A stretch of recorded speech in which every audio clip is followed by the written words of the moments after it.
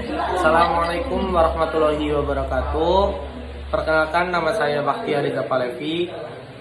Di sini saya perwakilan dari kelompok 7 ingin mempresentasikan tentang kebijakan dividen. Sebelumnya izinkan saya untuk memperkenalkan anggota kelompok 7. Yang pertama, saya Bakhtiar Riza Palevi dengan NIM 2061345, dan yang kedua Kak Silvina Priscilia Dwiyanti dengan NIM 2061300, dan selanjutnya Belia Putri Indra Zain Alfikroh dengan NIM 2061340, dan yang terakhir Muhammad Novan dengan NIM 2061226. Baik, untuk yang pertama, pengertian tentang dividen. Dividen merupakan proporsi laba atau keuntungan yang dibagikan kepada pemegang saham.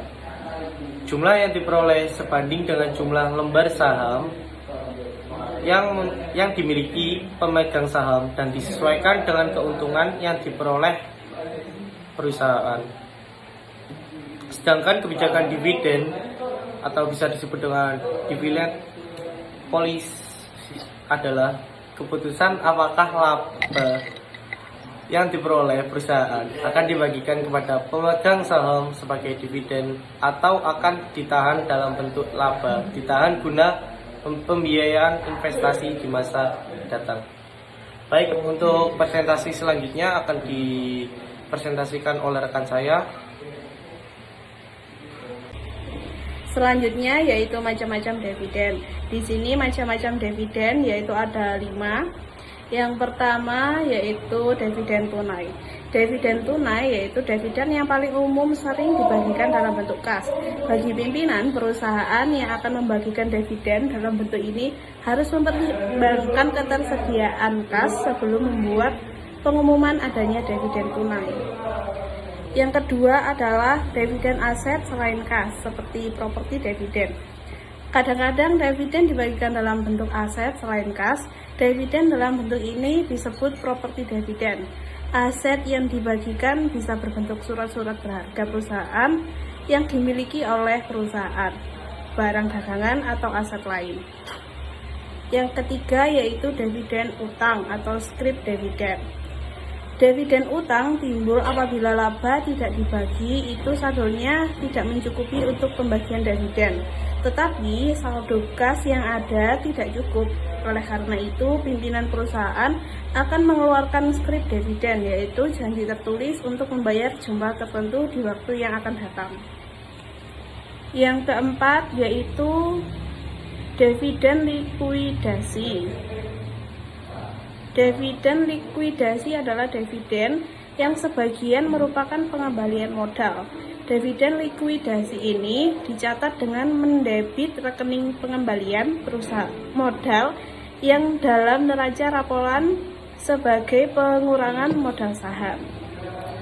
Dan yang terakhir yaitu dividen saham atau stock dividen.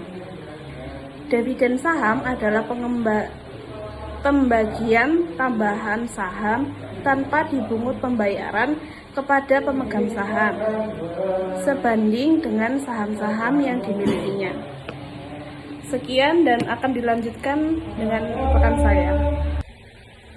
Setelah macam-macam dividen, selanjutnya yaitu macam-macam kebijakan dividen. Kebijakan dividen yang dilakukan perusahaan bentuknya bisa bermacam-macam. Menurut Rianto, menyatakan bahwa ada macam-macam kebijakan dividen yang dilakukan oleh perusahaan, antara lain sebagai berikut. 1. Kebijakan dividen yang stabil. Banyak perusahaan yang menjalankan kebijakan dividen yang stabil.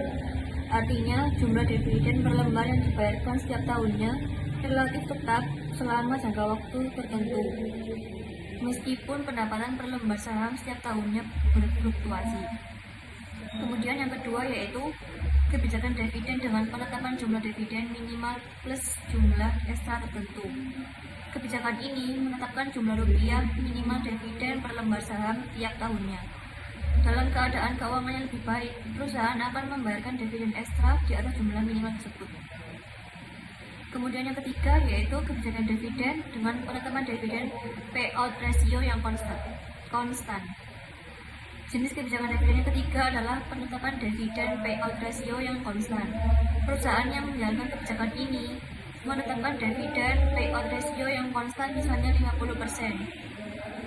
Ini berarti bahwa jumlah dividen per lembar saham yang dibayarkan setiap tahunnya akan berfluktuasi sesuai dengan perkembangan keuntungan neto yang diperoleh setiap tahunnya. Dan yang terakhir yaitu kebijakan dividen yang fleksibel. Kebijakan dividen yang terakhir adalah penetapan dividen payout ratio yang fleksibel, yang besarnya setiap tahun disesuaikan dengan posisi finansial dan kebijakan finansial dari perusahaan yang bersangkutan. Sekian. Selanjutnya yaitu faktor-faktor yang mempengaruhi kebijakan dividen. Yang pertama yaitu kas atau likuiditas perusahaan. Bagi perusahaan yang memiliki laba ditahan yang cukup, tetapi manajemen memutuskan untuk menginvestasikan ke dalam aktiva real, maka perusahaan tidak membayar dividen dalam bentuk kas. Yang kedua yaitu kebutuhan pembayaran utang perusahaan. Adanya batasan dalam perjanjian pinjaman kepada kreditur, misalnya pembayaran dividen hanya dapat dilakukan setelah laba yang tersedia bagi pemegang saham dikurangi dengan angsuran pinjaman atau apabila modal kerja mencapai tingkat tertentu. Yang ketiga yaitu tingkat ekspansi yang tinggi, memerlukan dana yang besar sehingga laba yang diperoleh lebih baik ditahan. Yang keempat yaitu aksesibilitas perusahaan di pasar modal, yaitu yang berpengaruh terhadap kebijakan dividen, yaitu dipengaruhi oleh usia dan skala perusahaan. Yang kelima, pembatasan dari saham preferen. Tidak ada pembayaran dividen untuk saham biasa jika dividen saham preferen belum dibayar. Yang terakhir yaitu kebutuhan dana untuk investasi. Perusahaan yang berkembang selalu membutuhkan dana untuk diinvestasikan kepada proyek-proyek yang menguntungkan. Selanjutnya yaitu kebijakan dividen dalam praktik. 1. Investor cenderung lebih menyukai dividen yang stabil. Yang kedua yaitu investor melihat kenaikan dividen sebagai suatu tanda baik bahwa perusahaan memiliki prospek baik. Demikian sebaliknya.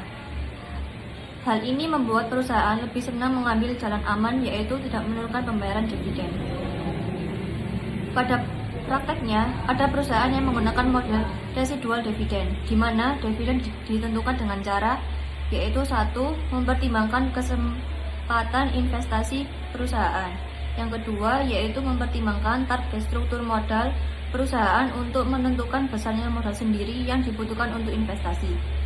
Yang ketiga, memanfaatkan laba ditahan untuk memenuhi kebutuhan akan modal sendiri tersebut semaksimal mungkin. Dan yang terakhir yaitu membayar dividen hanya jika ada sisa laba.